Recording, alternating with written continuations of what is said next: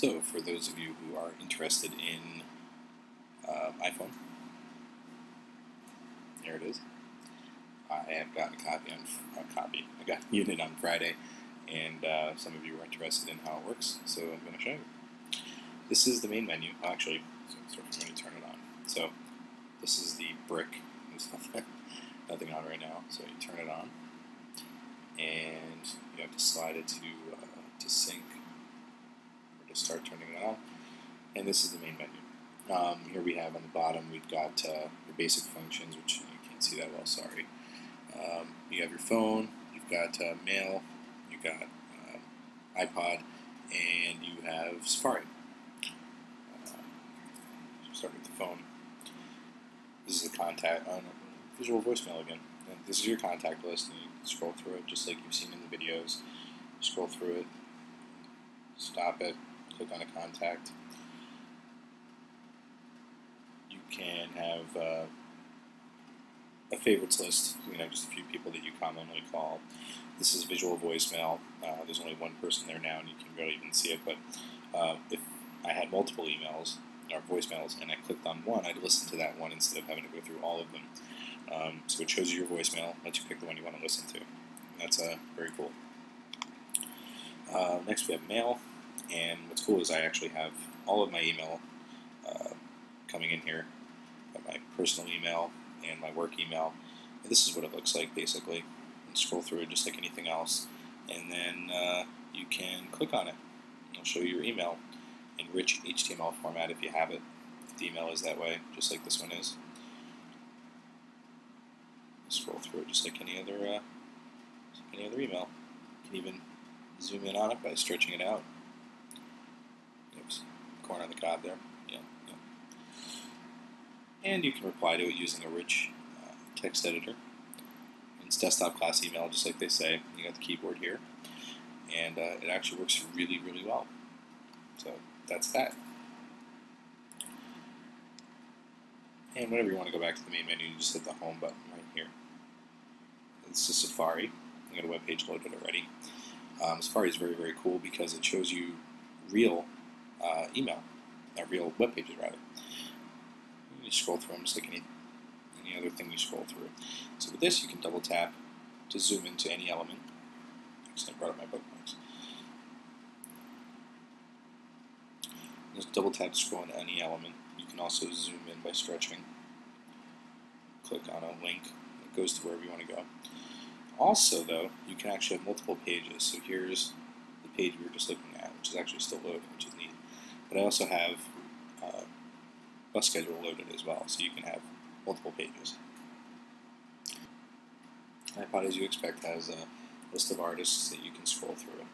Or, if you prefer to look at the album covers, you can look right at the album covers and you can scroll through them. And you can pick one. Tapping on it, turns around, you pick your song. And unlike previous, it actually plays right in the iPod itself.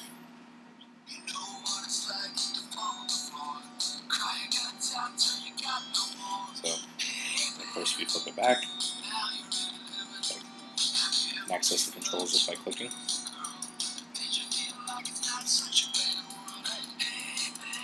Turn it the other way.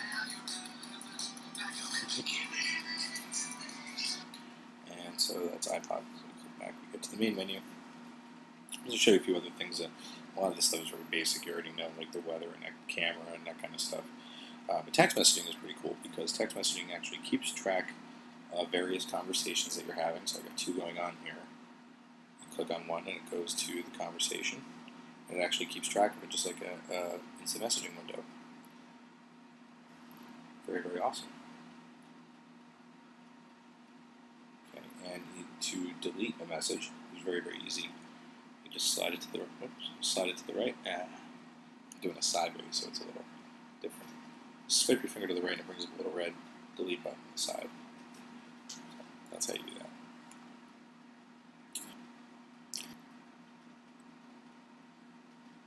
Actually, I'm going to show you on the iPod how clear the videos are because it's very, very cool. So we have some episodes of The Office here.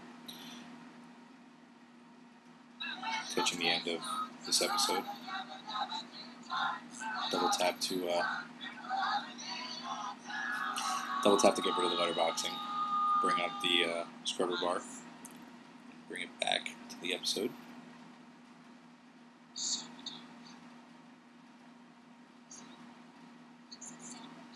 No, why it's not working when I do it backwards. You can bring a letterbox or zoom in. Okay, so that's that. Google Maps is actually a really cool application. Let me pull up something that I brought up here before.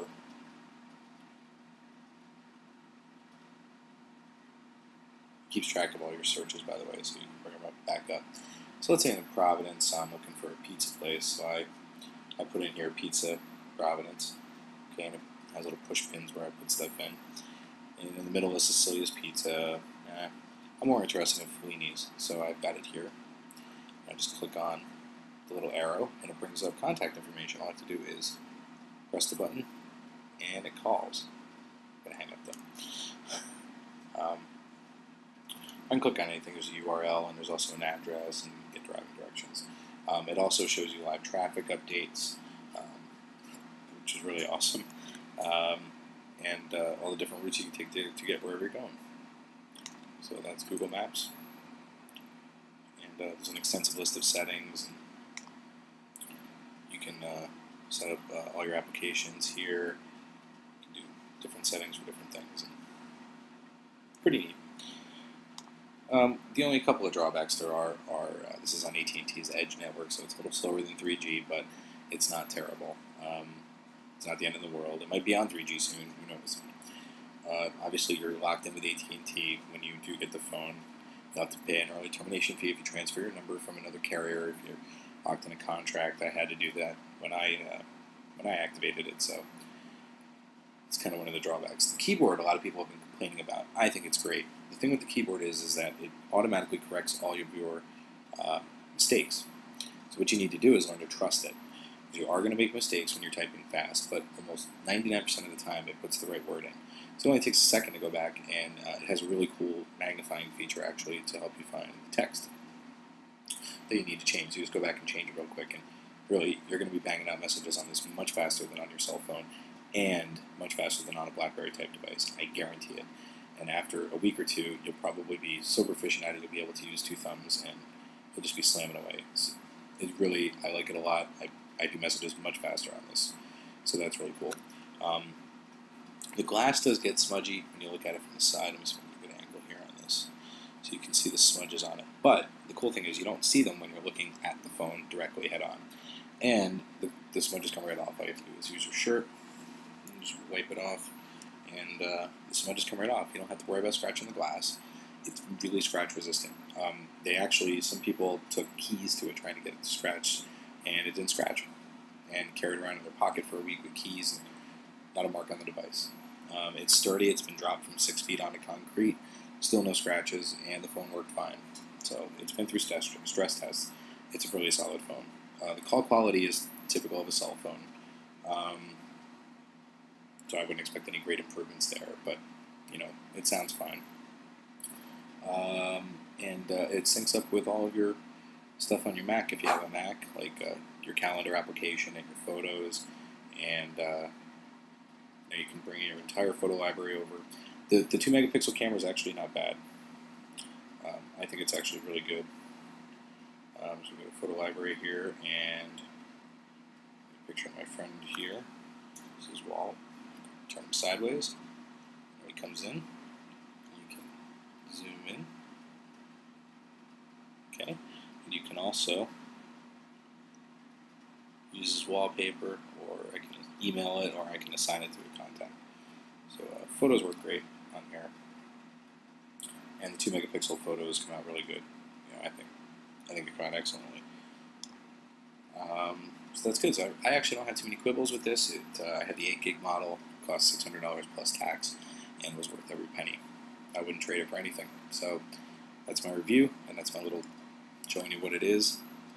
It's the iPhone, and I highly recommend getting one. That's that.